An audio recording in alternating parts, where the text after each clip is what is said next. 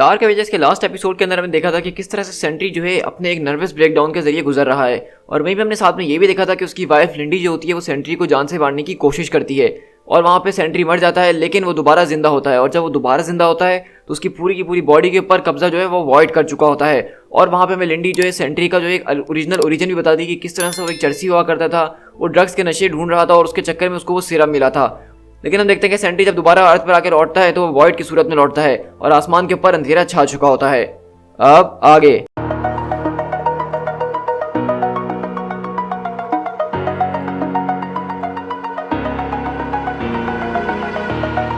Over the edge, feel like I'm floating through the air.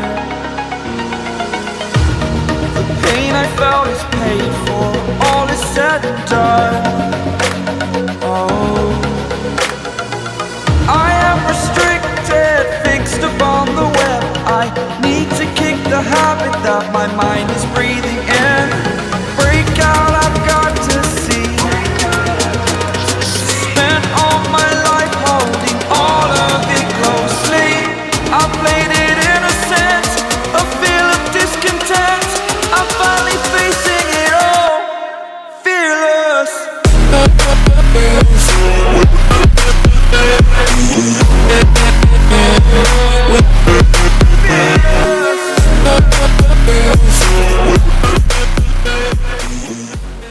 तो हम लोग Avengers tower के अंदर 3 दिन पहले शिफ्ट होते हैं, जहां पे हम देख रहे हैं कि बेसिकली विक्टोरिया और नॉर्मन ऑसबॉर्न बात कर रहे हैं। और ये वही बातें जो कि हम ऑलरेडी पहले देख चुके हैं, जहां पे ऑसबॉर्न कुछ सही फील नहीं कर रहा है और विक्टोरिया उसको समझाने की कोशिश कर रही है कि आपको अपने ऊपर काबू रखना होगा, क्योंकि आपने मुझे इसी बात के लिए हायर करा था कि मैं मेक श्योर करूं कि आपको कुछ ना हो सके, क्योंकि आपके ऊपर बहुत सी चीज़ों की जिम्मेदारी है लेकिन आपकी जिम्मेदारी वो मेरे ऊपर है। लेकिन हम देखते हैं कि ऑसबॉर्न उसकी बात नहीं सुन रहा होता और कहता है कि मुझे किसी चीज़ की ज़रूरत नहीं है, तुम बस यहाँ से चले और मुझे अकेला छोड़ दो। लेकिन विक्टोरिया समझ चुकी थी कि इसके साथ जो हो रहा है ये ग्रीन गॉब्लिन के रिलेटेड ही है, और वो वहाँ पे कहती है कि सर आप बिल्कुल ठीक कह रहे हैं लेकिन इसमें से एक चूज़ कीजिए। तो ऑसबॉर्न पूछते हैं कि ये क्या है। एडवांस साइकोथेरेपिस्ट के नाम है, आपने मुझसे कहा था कि मैं आपके लिए एक ढूंढूं, तो आप बताइए आप किससे मिलना चाहेंगे। तो ऑसबॉर्न बोलता है कि मिस हैंड समझने की कोशिश करो। तो मिस हैंड बोलती है कि देखिए ये सब जो है स्ट्रेस को निमाटने में बहुत अच्छे तरीके से जानते हैं और फुल्ली कॉन्फिडेंशियल रहेंगे। निक फ्यूरी ने भी इस तरह का काम किया है, टोनी स्टार्क ने भी किया है, इसमें कोई शर्माने वाली बात नहीं है। और वहीं से ऑसबॉर्न चिल्लाता और कहता है कि हाँ मैं जानता हूँ कि उन लोगों ने ये भी सब किया है, लेकिन अब देखो कि वो कहाँ है और मैं कहाँ हूँ, और तुम्हें इस बात को समझना होगा कि नहीं का मतलब नहीं होता है। लेकिन विक्टोरिया एंड बोलती है लेकिन आपको भी ये समझना पड़ेगा कि मेरे फादर आपसे कहीं ज़्यादा लाउड चिल्लाते थे मेरे ऊपर, और वो मुझे चुप नहीं करा सके, तो आप भी मुझे चुप नहीं करा सकते हैं। जो मेरा काम है मुझे वो करने दीजिए। आपने जो है मुझे यहाँ पे इसीलिए हायर किया था ताकि मैं आपके काम कर सकूँ, आपका ध्यान रख सकूँ, और इसके बदले में आप हमें और हमारी कंट्री को प्रोटेक्ट करने की कसम खाई थी। और आज मैं इसलिए आपसे यहाँ पे खड़े होकर बहस कर रही हूँ क्योंकि मुझे पता है कि आप ठीक नहीं हैं, लेकिन आप मानना नहीं चाहते हैं, तो इसलिए आपको मेरी बात सुननी ही होगी। आप इस वक्त जिस जॉब के ऊपर हैं वो आपको कंज्यूम कर रही है, उसमें आपको किसी की काउंसिल की ज़रूरत है जो आप लेना चाहते हैं। आपको एक प्रोफेशनल काउंसिल लेनी चाहिए किसी से। आपको जो है अपने ऊपर भी काम करना चाहिए, अपने स्ट्रेस को संभालने के लिए कुछ ना कुछ करना चाहिए, वरना ये हम सब के लिए खतरनाक होगा। आपके ऊपर एक ऐसा शख्स होना चाहिए जो नज़र रखे। तो इसलिए आप मुझे बताइए कि किसका नाम पसंद करते हैं। तो ऑसबॉर्न बोलता है कि जो तुम्हें ठीक लगे तुम उसको बुला लो। अगर ऐसी बात है तो मैं आपका अपॉइंटमेंट बहुत जल्द कर दूंगी, और मैं समझती हूँ कि आप मेरी इस बात को समझ रहे हैं। और इस वक्त मैं देख रही हूँ सर कि आप मेरे सवाल को ख़त्म होने से पहले ही जवाब दे रहे हैं, और ये भी इन सारे के सारे खतरनाक किस्म की एक निशानी है जो कि मैं आपसे इस वक्त ऑब्जर्व कर रही हूँ। तो क्या सच में आप सर मुझे बताना नहीं चाहेंगे कि आपके साथ इस वक्त क्या चल रहा है। तो वहीं से ऑसबॉर्न बोलता है कि तुम्हारा कहने का क्या मतलब है कि तुम मेरी रिस्पेक्ट करती हो इसलिए तुम्हें मेरी परवाह है।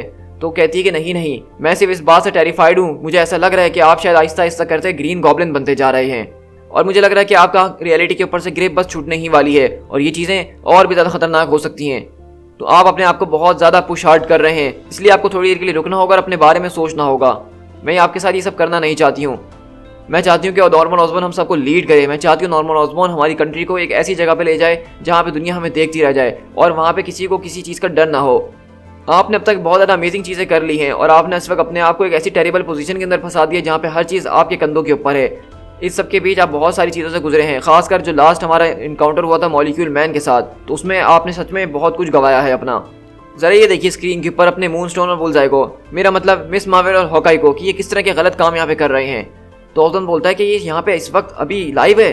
तो कहती है और नहीं तो क्या, ये सब यहाँ पे बाहर कर रहे हैं।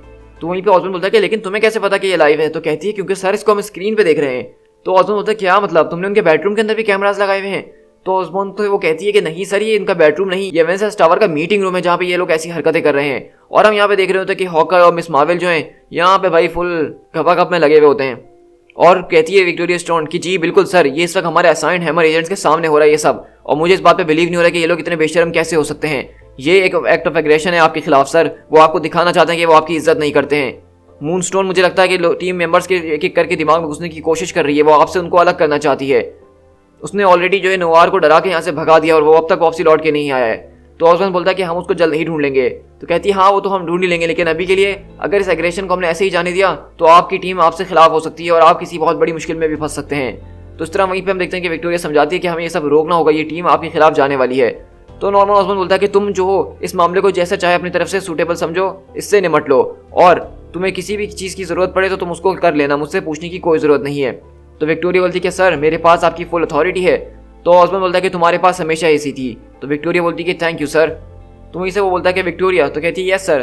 तो कहता है कि ज़्यादा जाके एरीज को ढूंढो, और मैंने उसको एक एसगार्ड के बारे में प्लान दिया था और मुझे उससे पता करके बताओ कि वो कहाँ तक पहुंचा है, क्योंकि मैंने उसको एक ऐसा सिनेरियो दिया था जिसके अंदर हम अगर एसगार्ड के ऊपर इन्वेजन करते हैं कभी तो उसके बारे में उसको प्लानिंग करनी है। तो इसे विक्टोरिया बोलती है लेकिन सर हमारे पास इस बात की अभी तक कोई अथॉरिटी नहीं है। तो इसे ऑसबॉर्न बोलता है कि मैंने तुम्हें मौका दिया ना बात करने का विक्टोरिया, अब मेरे ऊपर ज़्यादा मत चढ़ो, जाओ मैंने जितना बोला उतना करो। और इस तरह हम देखते हैं कि विक्टोरिया वहाँ से चले जाती है और ऑसबॉर्न वहाँ पे मिस मार्वल को देख रहा होता है। और यहीं से हम शिफ्ट होते हैं वहाँ पे एवेंजर्स के मीटिंग रूम के अंदर, जहाँ पे हॉकर और मिस मार्वल एक दूसरे से चिपके हुए होते हैं और वो लोग खूब मजे कर रहे होते हैं। लेकिन वहीं पे विक्टोरिया आती है और कहती है ये क्या हो रहा है यहाँ पे। तो इसे मिस मार्वल बोलती है ओ प्लीज़, अब मैं इसका क्या मतलब समझूं। तो वहीं से विक्टोरिया बोलती है कि डॉक्टर आप अपने कमरे में जाइए और हॉकाई तुम यहीं पे रहना। तो वहीं से इतनी देर में हम देखते हैं कि वैनम भी आता है और पूछता है कि ओ यहाँ पे आखिरकार हो क्या रहा है। तो वहीं से हम देखते हैं हॉकाई और मिस मार्वल बैठ जाते हैं और कहते हैं कि बस भी करो हैंड, ये तमाशेबाजी बंद करो, और सीरियसली तुमने मुझसे ये कहा कि मैं अपने कमरे में जाके बैठूं। तो वो कहती है हाँ बिल्कुल डॉक्टर, मैंने आपसे कहा क्योंकि आप इस वक्त यहाँ पे सबके सामने इनअप्रोप्रिएट मैनर कर रही हैं और ये हम बर्दाश्त यहाँ पे नहीं कर सकते हैं।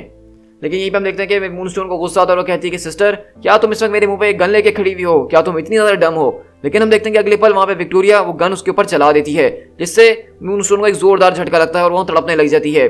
और वो कहती है कि इसको फौरन इसके कमरे तक पहुंचाओ जैसे इसका तड़पना बंद हो जाए। तो वहीं से हॉकाई बोलता है अरे वाह देखो ऑल ऑफ द सडन तुम्हारा तो नया लुक हमें देखने को मिला है। तो विक्टोरिया कहती है कि मुझे पुश करने की कोशिश नहीं करना। तो हॉकाई बोलता है कि अरे नहीं नहीं मुझे तुम्हारा नया रूप अच्छा लग रहा है। तो वहीं से विक्टोरिया बोलती है क्यों ना तुम कहीं जिम विम चले जाओ और अपना गुस्सा ठंडा करने की कोशिश करो। तो हॉकाई बोलता है इसका ये मतलब तो नहीं कि मैं ग्राउंडेड हूँ। तो कहती है अभी के लिए तुम ग्राउंडेड नहीं हो क्योंकि उस हार्पी ने तुम इस्तेमाल करने की कोशिश करी, तुम्हारी कोई गलती नहीं थी। लेकिन अगली बार के लिए मैं यही एडवाइस करूंगी कि उस लड़की से जितना ज़्यादा दूर हो सकता है तुम्हें दूर रहना ही होगा, वरना अगली बार ये बॉन्डिंग नहीं होगी। तो हॉकाई बोलता है कि अच्छा, और मैं तुम जब सो रही होगी तुम्हारी नींद में आके तुम्हें मार डालूंगा। लेकिन इतनी देर में हम देखते हैं कि एवेंजर्स टावर के अंदर अलर्ट शुरू हो जाता है और चारों तरफ रेड लाइट चलना शुरू होती है। तो नॉर्मन पूछता है कि आर्मर ये क्या हो रहा है। तो कहता है कि एक इन्वायरमेंटल थ्रेट डिटेक्ट किया गया है। तो ऑसबॉर्न बोलता है कि आखिरकार किस किस्म का, कहाँ से। तो आर्मर बोलता है कि मैं एनालाइज कर रहा हूँ। तो ऑसबॉर्न बोलता है कि उसको फौरन स्क्रीन पे दिखाओ। और स्क्रीन पे देखते हुए ऑसबॉर्न बोलता है कि वो नहीं, ये नहीं हो सकता है, क्योंकि हम देखते हैं कि आसमान में वही सब कुछ हो रहा होता है कि सेंट्री वापसी अर्थ पे लौट कर आया है और उसने अपनी डार्कनेस फैला दी है, जिसके जरिए शहर के अंदर तबाही होना शुरू हो गई है। और हम देखते हैं ये सारे के सारे तबाही के बीच में सेंट्री खड़ा हुआ होता है फुल जीसस क्राइस्ट वाले पोज के अंदर। तो वहीं से ऑसबॉर्न आता और कहता है कि हमारे बीच एक डील हुई थी रॉबर्ट, तुमने और मैंने एक डील करी थी, आखिरकार ये सब क्या है, तुम यहाँ पे क्या कर रहे हो। और हम देखते हैं कि सेंट्री यहाँ पे हर चीज को बर्बाद कर रहा होता है, शहर के अंदर आग लगना शुरू हो गई होती है। तो वहीं से हम देखते हैं सेंट्री बोलता है कि तुमने कहा था कि कोई वॉइड नहीं है। तो वहीं से ऑसबॉर्न बोलता है ओह मतलब मैं गलत था सच में। तो कहता है कि हाँ बिल्कुल तुम गलत थे, और क्योंकि हम देख रहे होते हैं कि यहाँ पे सेंट्री नहीं बल्कि वॉइड बात कर रहा होता है। तो वहीं से ऑसबॉर्न बोलता है तो मुझे ये बताओ कि यहाँ पे रॉबर्ट रेनॉल्ड्स तक मौजूद भी है, क्या यहाँ पे कोई सेंट्री है भी कि नहीं। तो वॉइड बोलता है हाँ वो यहाँ पे मौजूद है लेकिन बहुत ही थोड़ा। और इस तरह वो शहर के अंदर तबाही मचा रहा होता है। तो वहीं से विक्टोरिया बोलती है कि एवेंजर्स हिट द स्ट्रीट्स, जल्दी सड़कों पे जाओ, जितने ज्यादा लोगों को हो सकता है बचाओ, और जब तक कोई ऑर्डर्स ना मिले यही करते रहना। तो वहीं से ऑसबॉर्न बोलता है कि अगर उसके अंदर मौजूद है तो मुझे उससे बात करने दो। तो वहीं से वॉइड बोलता है कि नहीं, मैं तुम्हें उससे बात नहीं करने दे सकता हूँ, तुम हमेशा उसको कंफ्यूज कर देते हो, तुम उसके दिमाग में बच्चों वाली बातें भरते रहते हो कि उसको एक सुपर हीरो बनना है। तो ऑसबॉर्न बोलता है कि मुझे समझ में नहीं आ रहा है कि आखिरकार तुम्हें हुआ क्या है, मुझे कब क्या हुआ है, तुम किसकी बात कर रहे हो। तो कहता है कि मेरा मतलब तुम्हें हुआ क्या है, आखिरकार इस वर्ल्ड को हम दोनों ने मिलकर बनाया, हम हर चीज को अच्छी तरीके से कर रहे थे, तो अब तुम हर चीज को बर्बाद क्यों कर रहे हो। तो वहीं से वॉइड बोलता है कि मैं तुम्हारी बातों से थक चुका हूँ ऑसबॉर्न, मैं अपने आप को रोक के अपने आप से लड़ के थक चुका हूँ और अब मैं यहाँ से बाहर निकलना चाहता हूँ। और मेरा यही तरीका है कि हर चीज़ के ऊपर सिर्फ मेरा कंट्रोल होगा, दुनिया मुझे जैसी चाहिए मैं उसको वैसा ही बनाऊंगा। तो ऑसबॉर्न बोलता है कि तुम्हें किस तरह की दुनिया चाहिए। वहीं से हम देखते हैं कि वॉइड अपनी आंखें चमकाता और कहता है कि मैं इस दुनिया को एक ऐसी जगह में बदलना चाहता हूँ जहाँ पे रॉबर्ट और लिंडी जिंदा ना रह सकें, मैं उन दोनों को दूर भगा देना चाहता हूँ।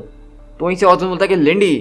तो वहीं से सेंट्री इशारा करता है टावर की तरफ और कहता है हाँ लिंडी, मैं उसको जान से नहीं मार सकता हूँ, मैं बिल्कुल नहीं मार सकता हूँ क्योंकि बॉब मुझे ऐसा करने नहीं देगा, लेकिन मैं उसको ये सब दिखा सकता हूँ कि उसकी वजह से ये सारी की सारी दुनिया बर्बाद हो रही है और यही उसकी सबसे बड़ी सजा होने वाली है।